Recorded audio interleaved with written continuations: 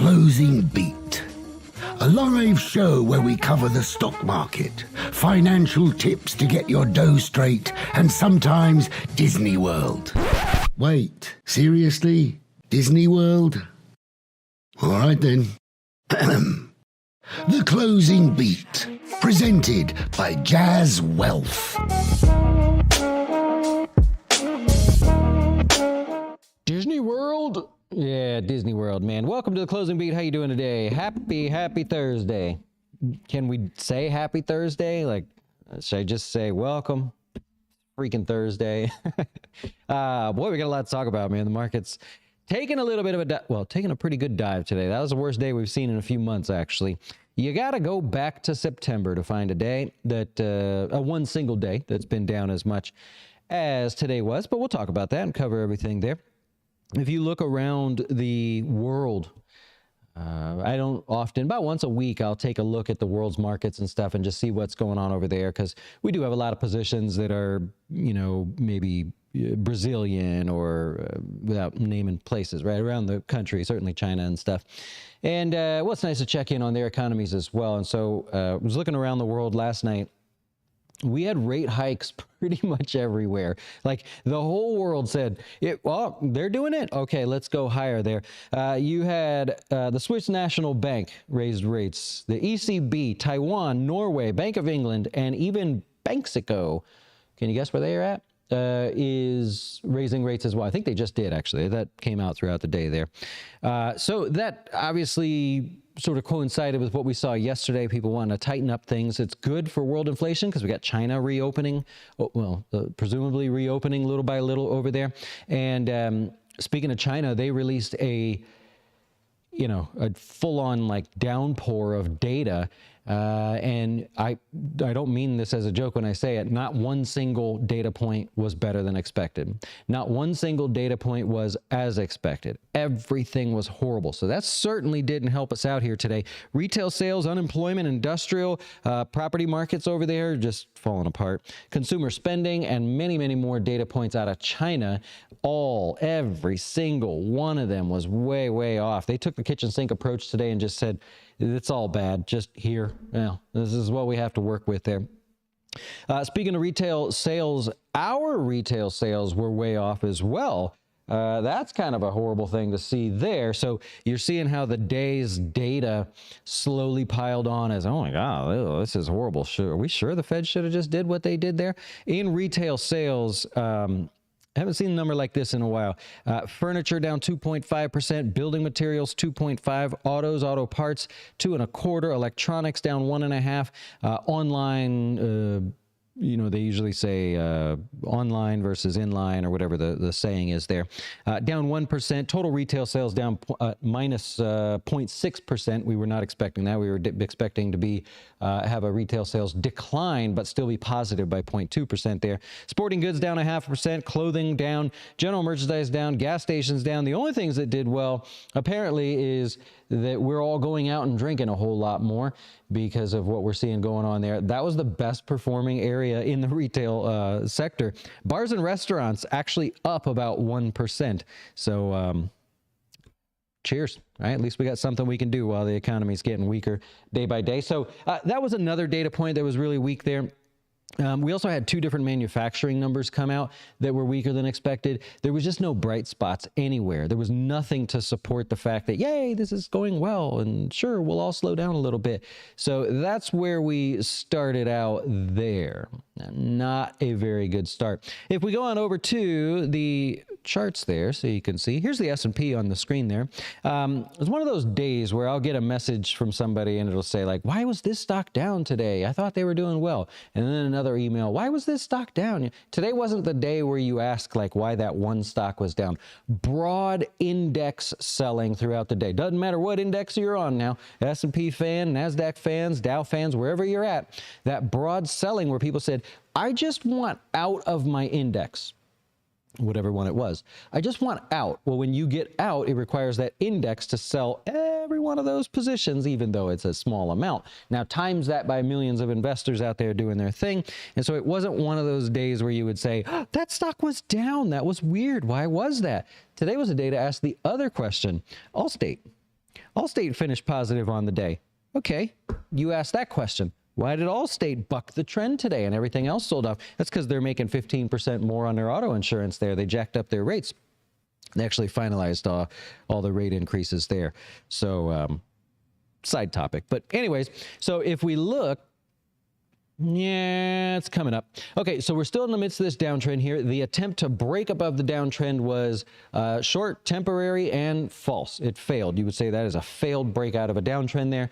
We have since turned the corner, and we are now working on a pullback. You do not expect, if you're a wishful, hopeful thinker, you do not expect tomorrow to provide any sort of data that would erase everything we just talked about, which may cause the market to erase all of today. The last thing you expect tomorrow is that. If that does happen, then that is an incredibly, incredibly strong sign. It would mean that all the data that came out, everybody said, psych, no, that's not true. We made a mistake. We hit the negative button on all of it. And what are the odds of something happening like that? Not good. Also, add to that, tomorrow's Friday.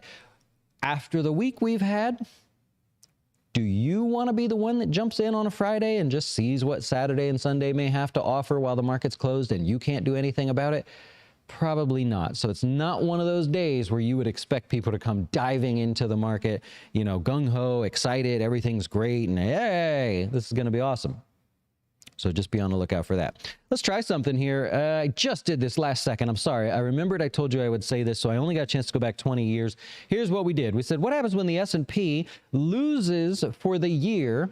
What does the next year look like? And since I just did this sort of last second, I'm going to take it a step further for you.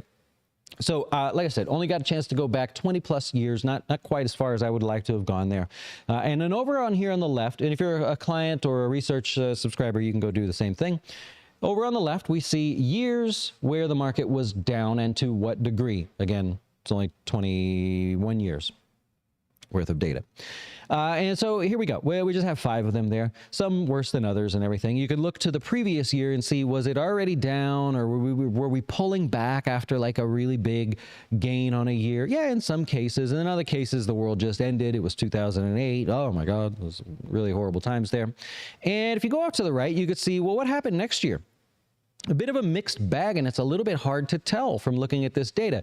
We could say, yes, 60% of the time the stock market will move higher in the next year, and if it does, the average gains about 10%, but we have such limited data, no proper statistician would say, I will go with those stats. There's not enough data points. There's no trend to, or no, not enough data to present a smoothed out average. It's choppy, it's messy. We take one number out of this equation and these change dramatically. So you get what I'm saying there. So what I did is, went a little bit further here. We said, okay, let's take that data and let's break it up into little pieces here. We would just like to know, maybe in the short term, okay, the market had a bad year. Does it attempt to rally in January, or does it just continue going lower? Here we go. So if we use all that data, we're looking 1 month ahead. Of course, that would be January. 3 months ahead takes us through almost the first quarter. 6 months and 1 year, we already know the data there. What we can find, again, even though it's limited data points, we've broken them into a whole bunch of different data points, and we can see that the average gain is pretty meaningless, and it's typically not positive in January following a year that was down. So in other words, January can be a little bit rough. Here's the actual itemized performance of that in 2018 was really the best out of all of them. In 2000, coming out of the sort of .com or in the middle of the .com volatility there. If you look 3 months ahead, yes, you do have one glimmering, shining hope there from 2018. But I would also point out 2018 was just a little pullback. Remember, in 2018, it was the October, November, December pullback. We fell 20% in that window. The market ultimately was just down 4%. So I really want to be careful today about sharing this data, because those are sort of interesting scenarios where we were otherwise really strong. We sold off at the end of the year. Almost none of you noticed, by the way. Sold off at the end of the year, and so just because of that extra sell-off, we were down 4%. And so when you go looking into something like, well, what happened in the year after? Going forward, sorry, you have an 8% gain. Well, that ultimately proved to be just a pullback inside of a big uptrend. So I almost discount this number a little bit there. Our rally continued, you know, January, February, March, everything was fine.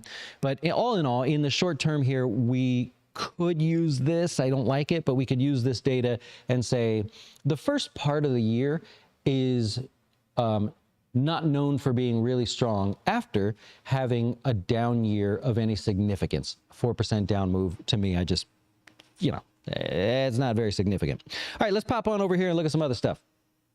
We'll just close that out.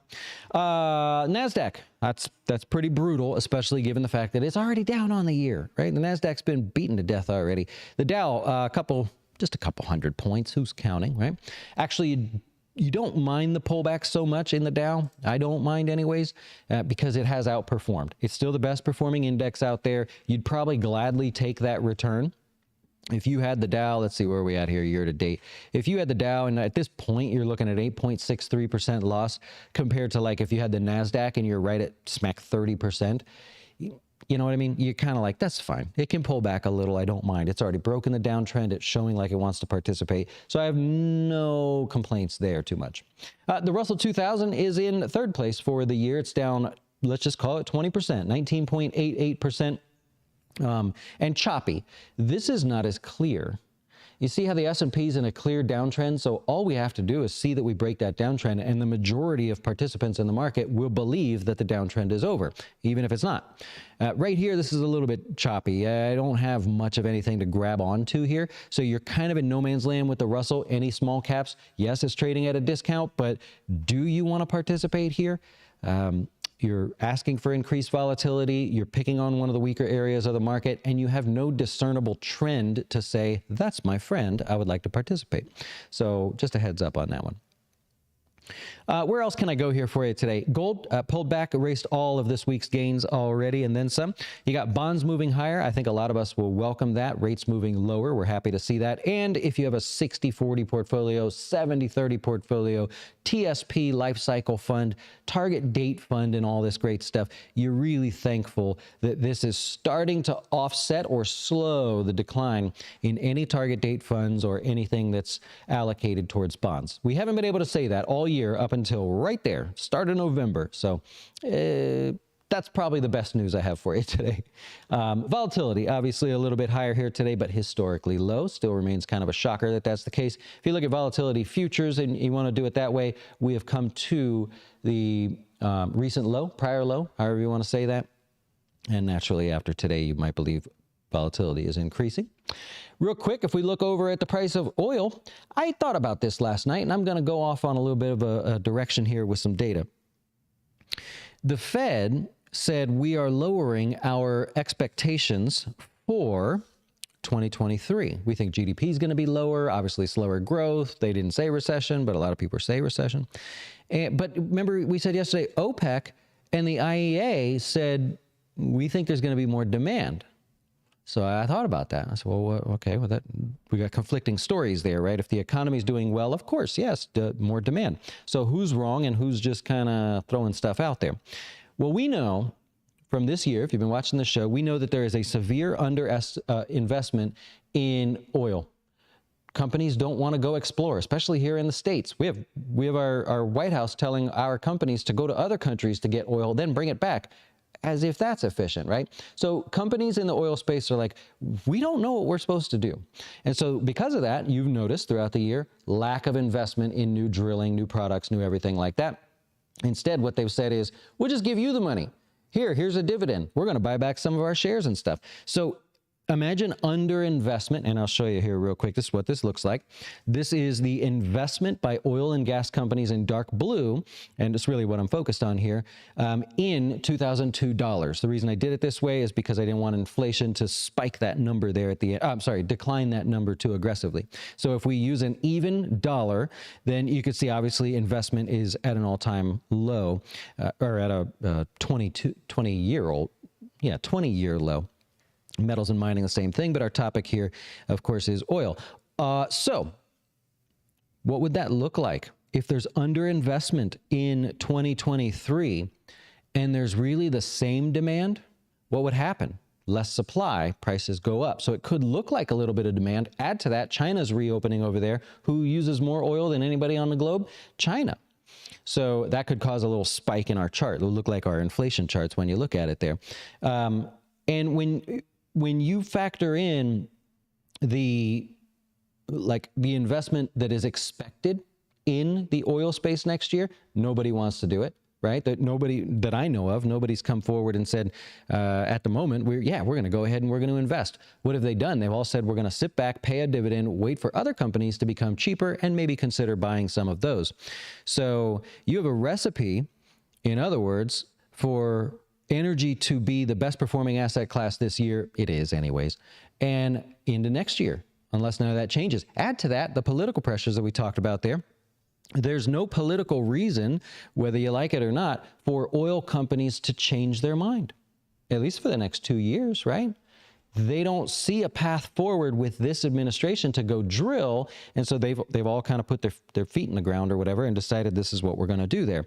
No new drilling, and those words are bouncing around everywhere there. So if the economy slows down hard, what's going to happen? Well, Chevron's already told us.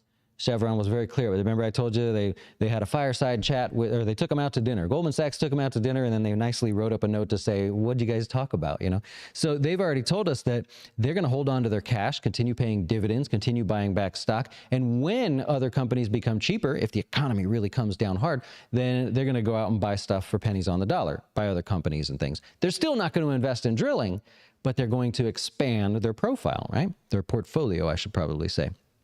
So what does that do? That drives the next leg higher. So we're already setting up 2022, 2023 to actually start unfortunately, higher energy cost, but if you're an investor in energy, better returns there. Also, I would add to it, I touched on this before, and some of you grabbed onto it because you're familiar with it. Others, it was like, what in the world is he talking about? We have backwardation in oil futures right now. And so I talked about there being a profit to be made just by purely holding the futures contract. Then when it gets close to expiration, just rolling it forward, rolling it forward, rolling it forward. You get paid to do that essentially. Well, not that there's no risk. The product can go up or down, but you can get paid to basically just carry it forward there. So did a little study here. And let's go. Let's see where we're at. What does that look like in terms of total returns? So in red, I started with that and said, if you'd have done this throughout the year, what are your total returns just by rolling the futures contracts, right? So you're adding almost an additional 20 basis points to your returns. It's just money. There's no cost. You get to keep it. Then I went back and looked at the two most prominent times where it was extremely profitable to do that to show how through the year things would have happened in that case there. I stopped it after we went out of backwardation or into contango, as you like to say. So if we look at 1990 to 1993, just by rolling futures contracts, you added about an extra, let's just call it 0.5% to your returns. The last time this happened for any extended length of time, which was what? Is anybody old enough to remember what this is here? Right, back in the 70s. So this was an extended period of what they call a super cycle, where we go through this extended period of, okay, there's a lack of supply, there's not really a lot of demand, and then there are temporary spikes in demand. What does that cause? A lot of backwardation, which means it is profitable for you to just hold oil futures contracts and continue to do that. And then I thought, for all the geeks out there, let me go way back in the archives from back when I did a lesson. It's probably on YouTube somewhere. I did a class in front of all these people, and we talked about the super cycle there. Where are we in the super cycle? This is an old school slide here, so hang with me. You got stage one, which is where commodities become scarce, and therefore the prices don't rocket ship higher, but they essentially just fluctuate higher. So it's a bit of a game plan there. Where are we? We're right here. Right?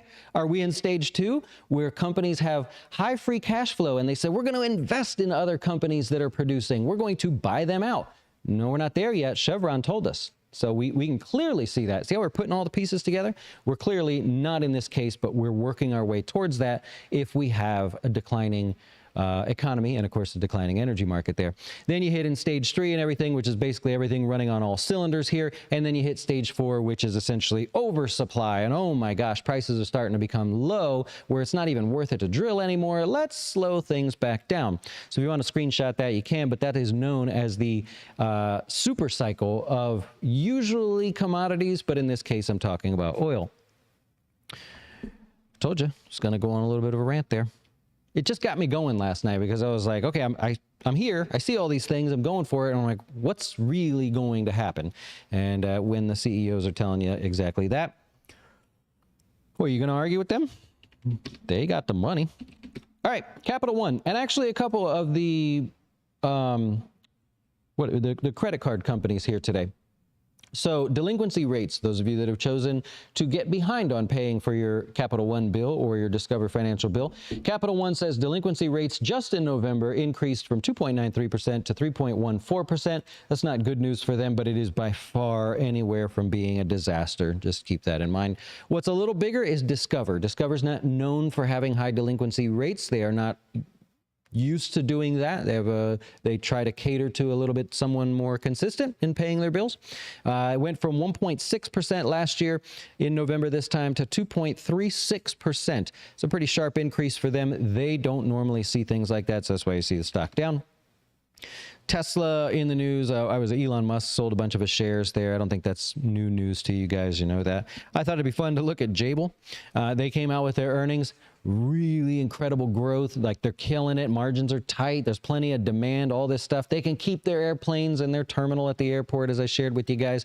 But why would you buy the stock? Why would you chase at this multiple? The demand that they had outlined, the revenue growth, I think 22%, that they actually saw is not enough to justify much higher of a price than that right now.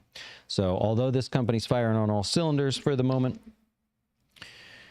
the price is the issue. It's overvalued. Lennar, another one of these companies that's played the housing market beautifully, and they're rewarded by having a stock that's outperforming. Deliveries in 2023, they say about 60,000 to 65,000 homes. Them and Toll Brothers handled this beautifully. Saw it coming, almost like they could tell the future there. So I thought that was pretty cool. Share that with you. And lastly, we already covered Allstate. Wonder if Geico could do something about this. Your insurance premiums at Allstate are going up 15% or more. That sound like something you could use there? Come on. Come on. Hey, what happens if I press this button? Are those the comments from today? Looks like it. Wow. Okay, so what happens if I do this? Nice. Okay, I'll take your questions and see what I can help with. Voice to text is not very good for me. Does not do well for me because I tend to put my words together. You got some energy companies there, and at a better valuation, I give you that, right? Look at energy as a whole. I mean, it's pulled back. We should go back a couple months, and then if you look at the valuations of energy companies, you'd still find that they're cheap relative to themselves if you look back. It's kind of that's pretty cool. Yeah, you're on a TV. I can see. Well, let's close this so everybody can see themselves there. Yeah. It's a little harder for me to read the questions here, but we'll see. Any commodity in general, you have no reason to believe that at least for now, that they should be cheap next year. There's just no reason. Everything I just laid out, apply that to any commodity you want to look at, and it's the same recipe. There's just nothing there at the moment. Hey, on our Jazz After Dark tonight, we're going to cover why the wealthy don't own just ETFs or index funds and how that applies to you. So I'm not saying index funds are bad. I'm just saying, well, if they're so great, then why don't wealthy people just own an index fund? Usually it's their spouses that own an index fund from what I've seen, but what's going on? Why wouldn't they do that? And can you do the exact same thing and benefit from that as well? So we're going to go over that in our class tonight. Yeah. Okay, so what questions do we have here? Questions, you guys thinking alike there, huh? Oh, I've never seen that before. A Santa Claus rally this year. Yeah. Well, today was a big punch in the face. I give you that. You take the hopes right out of people that want that Santa Claus rally. That'll punch you. And the fact that we had higher volume too. You usually see lower volume there. Got your spin-off happening there. You bought your... Oh, there you go. Yeah. No, that's normal. Well, volatility is normal. Making a profit on that, I don't know that that's normal. But during days of spinoffs, imagine the amount of shares changing hands on both an institutional level and the brokerage level. And imagine what that causes. It's like an IPO day. There's so much volatility in there, really just because all those shares are being allocated and shifted around. So good job. 4%. There it is. Giovanni wants a bounce before January 6th. I thought you were hoping for it to go down. I thought you were shooting for something else. 400? What are you doing, man? You flipping? You're active, man. I like it. So to get to 400 is not out of the question. What is that? 3% or so.